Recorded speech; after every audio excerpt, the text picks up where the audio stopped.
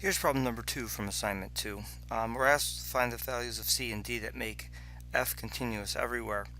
And so let's think about what that would mean. Again, we have three criteria for saying that we have continuity. One is that f of A exists. This is showing that f is continuous at A. 2, that the limit as x approaches A of f of x exists. And then 3, that f of A must equal the limit as x approaches A of f of x. Now, in this case, we have an issue at 3, and we can see clearly that f of 3 is going to be c times 3 squared minus 3. Now, this also happens to be the limit as x approaches 3 from the positive side of f of x. What will be the limit as x approaches 3 from the negative side? Well, that's going to be the limit as x approaches 3 from the negative side of x squared minus 9 over 3 x minus 3,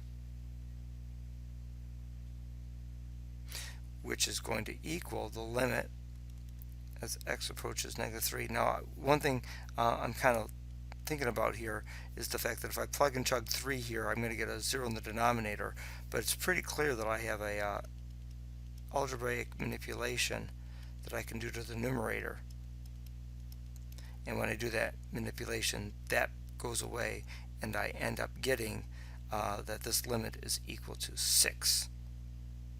Well, now that's something that we can work with. These two values, 6 and 9c minus 3, must be equal. So let's add 3 to both sides, and I get 9 is equal to 9c, so therefore c must be 1. Great. Now, what do we have to do for the second one? Well, let's ask ourselves the question, what is f of 4? That will use that, which will be 4 plus d. And let's also acknowledge that that is the value of the limit as x approaches 3 from the positive side. What is the limit as x approaches 4 from the negative side? Oops, I said 3 there. That should be a 4. Well, that is going to have to be the limit as x approaches 4 from the negative side of c squared minus 3, which is equal to c times 16 minus 3. And as we said before, if you want continuity, this limit and this limit will have to be equal. So let's write that out. 4 plus d has got to equal to 16c minus 3. But we already know what c is. C has to be 1. So now we have 4 plus d is equal to 16 minus 3. 4 plus d is equal to 13.